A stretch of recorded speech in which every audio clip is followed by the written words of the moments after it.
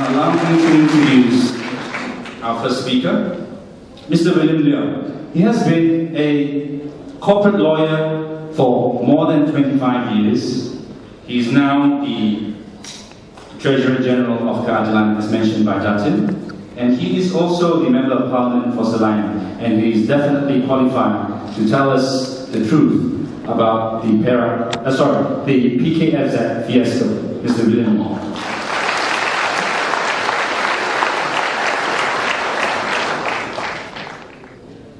I thank Datin Baduga and the organizers for giving me the opportunity to share with you the information which I have with regard to Port Klang Free Zone. I'm a member of the PAC, which is still carrying on investigations. We have interviewed the MACC, we have interviewed Leong, and just last week on TKL. And we will continue our investigation to get into the bottom and to reveal the truth.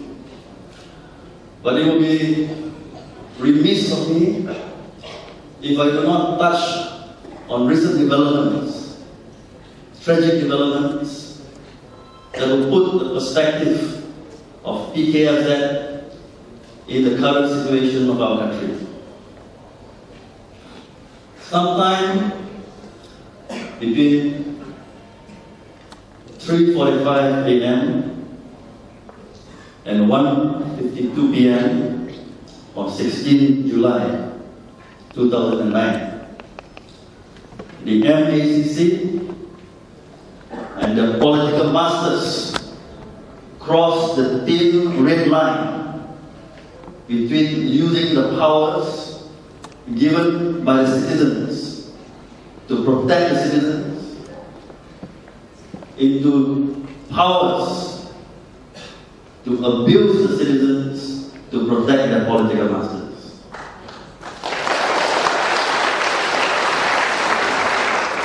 Sometime between 3:45 a.m. and 1:52 p.m.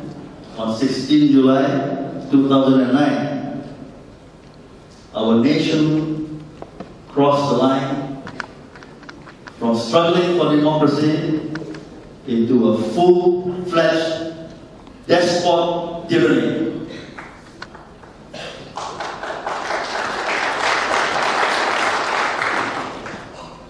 Saudara Teo Beng Kong was 30 years old. He gave up his vocation as a reporter to dedicate his life for the improvement of the life of his fellow Malaysians. Today, he has lost his life. A young man full of promise, with a bright future, had his life cruelly and suddenly snatched away. The MACC is responsible and must answer for it.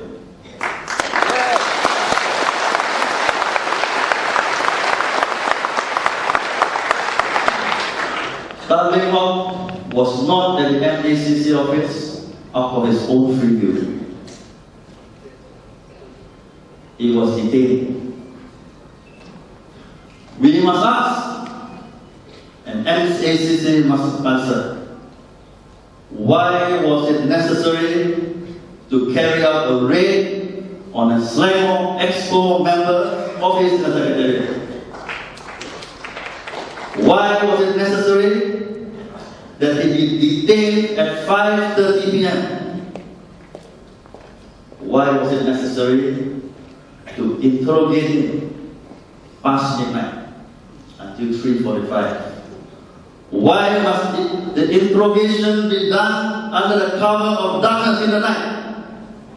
Why can't he be interviewed in the light of day with his rights to his lawyers? If MACC conducts their questioning according to law, they should have nothing to hide. But now, we find his body at the bottom of MACC's office, which is 14 floors up.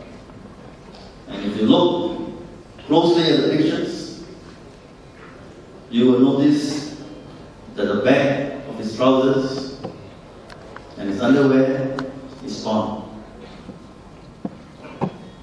Barisan Nasional says he jumped. How can you jump and tear the trousers at the back of the truck? Why would a man that is going to be married the next day jump? We want the truth. Yes. And we do not want to cover. We will not have another autopsy like Puget, where the report says that he died of natural causes. But the second report, the second autopsy, says that the man was beaten until his muscles turned into liquid and poisoned his kidneys. Beaten by a cruel and blunt object. How could the first doctor in the first autopsy justify that it is natural causes? This is just one of many instances in which in this afternoon we will be discussing. Sivarasa will talk about the sodomy 1, sodomy 2, and the conspiracy that Barisan Nasional thinks that they can fool the country.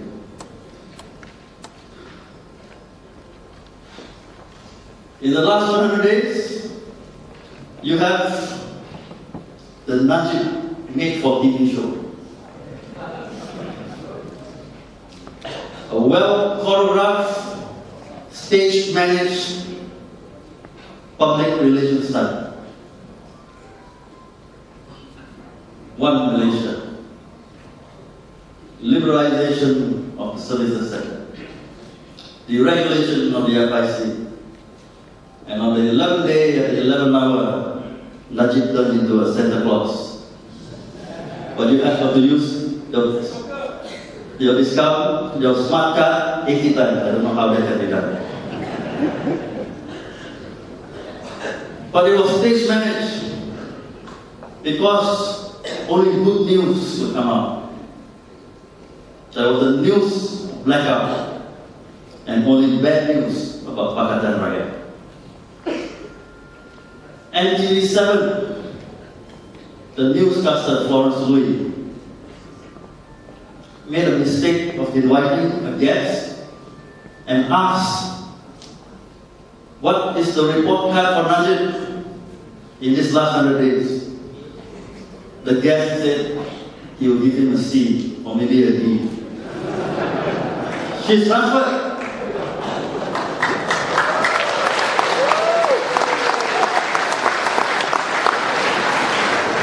Najib and his people are trying to stage manage the news, trying to stage manage the truth. But in the last 48 hours, it has been shown, in the words of Winston Churchill, the truth is incontrovertible. Panic may resent it, ignorance may deride it, malice may distort it, but there it is. There it is, the body of Teo Meng Hon. That is the truth. That is one Malaysia. Once you remove the veneer of the spin and you look beneath Najib 100 days, take away the razzle-dazzle, we see the corruption, the abuse of power, the racial discrimination, and the scourges of the Barisan Nasional alive and kicking, and will be trying to kick harder unless we stop them. This gives us the perspective of what the truth has been. We ask, what is the urgency for this investigation on the expo? It is for buying Malaysian flags for the celebration of the Merdeka celebrations, because we can get flags at 2,430 ringgit, not 2.4 million, not 2.4 million, 2,430 ringgit.